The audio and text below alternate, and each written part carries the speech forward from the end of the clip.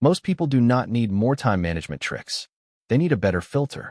Greg McKeown's Essentialism, The Disciplined Pursuit of Less, is a book for anyone who feels stretched too thin, overcommit, overloaded, or busy without being truly productive. Its central idea is simple but demanding. If you do not choose what matters, other people will choose for you. Essentialism is not about doing more things faster. It is about doing only the right things. The book became a New York Times bestseller and has sold more than 1 million copies, which makes sense because it speaks to a very modern problem. Too many options, too many requests, too many notifications, and too little space to think. McKeown contrasts two ways of living. The non-essentialist tries to do everything. They say yes automatically. They believe almost everything is important. They become busy, scattered, and reactive. The essentialist pauses, chooses deliberately, and asks a harder question. What is the highest contribution I can make? The first major lesson is that choice is a power. Many people give up choice without noticing. They say yes because they want approval. They accept meetings because someone invited them. They take on projects because opportunity feels flattering. Over time, their calendar becomes a map of other people's priorities. Essentialism begins by reclaiming the ability to choose. You may not control every demand, but you can usually control more than you think. What deserves attention, what can wait, what should be declined, and what problem is worth solving. The second lesson is that almost everything is noise. This is uncomfortable because most tasks feel important when they are close to us. But McKeown argues that only a few things create disproportionate value. The essentialist looks for the vital few instead of drowning in the trivial many. The goal is not to be lazy. The goal is to stop spending your best energy on work that barely matters. McKeown describes this as a shift from the logic of the non-essentialist to the logic of the essentialist. The non-essentialist thinks, I have to, everything is important, and I can do both. The essentialist thinks, I choose to, only a few things really matter, and I can do anything, but not everything. That last sentence is one of the most useful ideas in the book. You can do anything, but not everything. This is not a limitation to resent. It is a reality to design around. Once you accept that your time and energy are finite, priorities become clearer. You stop asking how to squeeze more into the same life and start asking what deserves to be there at all. The essentialist is not trying to become less ambitious. In fact, essentialism is a very ambitious philosophy. It says your highest contribution is too important to be buried under random obligations. If your best energy is scattered across 20 directions, the work that matters most receives only a fraction of you. This is why the book is not minimalism for its own sake.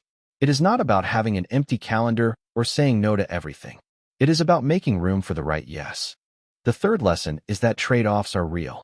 Non-essentialists try to avoid trade-offs by saying yes to everything. But saying yes to one thing always says no to something else. A yes to a low-value meeting may be a no to deep work. A yes to someone else's emergency may be a no to your health, family, or most important project. Essentialists do not ask, how can I fit it all in? They ask, which problem do I want? Every choice has a cost. The mature move is to choose the cost consciously. The book then moves into exploration. This may sound surprising. Essentialism is not about narrowing too early. In fact, McKeown says essentialists explore more carefully before committing. They create space to think, read, listen, test, and observe. This matters because if you are always reacting, you cannot discern. You need room to step back. You need time away from noise. You need sleep, play, and reflection, not as luxuries, but as conditions for better judgment.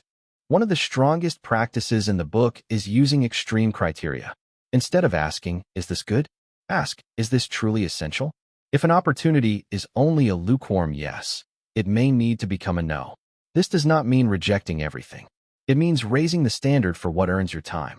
McKeown also emphasizes the power of a graceful no. Many people fear saying no because they do not want to disappoint others. But unclear yes create disappointment too. They lead to resentment, rushed work, broken promises, and hidden overload. A clear no can be respectful. You can say, I appreciate you thinking of me, but I cannot commit to this. Or, this is not the right fit for my priorities right now. The point is not to be rude. The point is to protect the few commitments that matter most. Explore is one of the most overlooked parts of the book. Many people think focus means locking onto the first good option and ignoring everything else. McKeown says the better path is to create enough space to discover what is truly essential before you commit. That requires deliberate pauses. It may mean blocking time to think, reading more broadly, having deeper conversations, or stepping away from the noise long enough to notice patterns. A rushed mind tends to grab whatever is loudest. A spacious mind can see what is actually important. Sleep and play also matter in this framework. They are not distractions from contribution. They support contribution.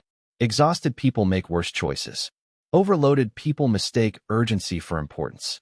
Play opens up creativity because it allows the mind to connect ideas without the pressure of immediate output. The essentialist also learns to look. Instead of being captured by every detail, they scan for the lead. In journalism, the lead is the most important point in the story. In life and work, the lead is the signal inside the noise. What is the real issue? What is the decision beneath the discussion? What outcome would make the biggest difference? This ability to discern is what separates essentialism from simple decluttering. The goal is not merely fewer things. The goal is better judgment. Elimination is where many people struggle most. It is emotionally hard to remove commitments because commitments carry identity. We do not want to disappoint people. We do not want to admit a project no longer matters. We do not want to waste what we already invested. But McKeown points out that continuing a bad commitment does not recover the past. It only spends more of the future. The question is not, how much have I already put into this? The question is, knowing what I know now, would I choose this again? This question works for projects, meetings, subscriptions, roles, goals, and even habits. It creates distance between your past decision and your present wisdom. Sometimes the answer will be yes. When it is no, the essentialist looks for a clean exit. Boundaries are part of elimination. Without boundaries, your priorities are exposed to every request. A boundary may be a meeting-free morning, a clear response policy, a shorter project list, a protected family block, or a rule about what kind of work you will no longer accept. Good boundaries are not walls against people. They are structures that protect contribution. The next part of essentialism is elimination. Once you know what matters, you have to remove what is not. This is where the book becomes practical and sometimes painful. Many non-essential commitments stay in our lives because of sunk cost. We keep attending, serving, managing, or maintaining things because we already started. McKeown suggests asking, if I were not already invested in this, would I choose it again today? That question cuts through inertia. It helps you separate real commitment from habit, guilt, and fear. Essentialism also applies to work systems. Instead of depending on heroic effort, essentialists create buffers, routines, and constraints. They prepare earlier. They remove obstacles before they become emergencies. They make execution easier by simplifying the environment. The execute section of the book is about making the essential easier to do. Many people rely on heroic effort. They wait until everything is urgent, then try to push through with stress and willpower. Essentialists design systems that reduce friction. One method is to create buffers. If something matters, do not plan as if everything will go perfectly. Build in extra time. Leave margin. Margin is not wasted space. It is what prevents your life from becoming one long emergency. Another method is to remove obstacles. Instead of asking, how can I work harder? Ask, what is making this harder than it needs to be? Sometimes one bottleneck is slowing the whole system. Remove that bottleneck and progress becomes easier. McKeown also recommends small wins. Essential work does not always require dramatic action. Often it begins with the next minimum step. One decision, one conversation, one deleted commitment, one protected hour. Momentum grows when progress feels visible. Routine matters too. If the essential depends on constant decision-making, it will lose to distraction. A routine turns an important behavior into the default. The less you have to debate it, the more likely it is to happen. The final lesson is that less can become a disciplined way of life. Doing less but better is not a one-time cleanup. It is a repeated practice of choosing, exploring, eliminating, and executing. Life keeps offering new distractions. The essentialist keeps returning to the question, what is essential now? This book is valuable because it gives permission to stop treating busyness as proof of worth. A full calendar is not the same as a meaningful life. Being wanted by everyone is not the same as making your highest contribution. The best way to start is small. Choose one area where you feel overcommit. It could be your calendar, your inbox, your side projects, or your personal goals. Do not try to redesign your whole life in one afternoon. Practice one essentialist decision. Remove one non-essential thing so the essential thing has more room. The practical takeaway is to audit your current commitments. Write down the projects, meetings, obligations, habits, and goals taking your time. Then ask 3 questions. First, what actually matters?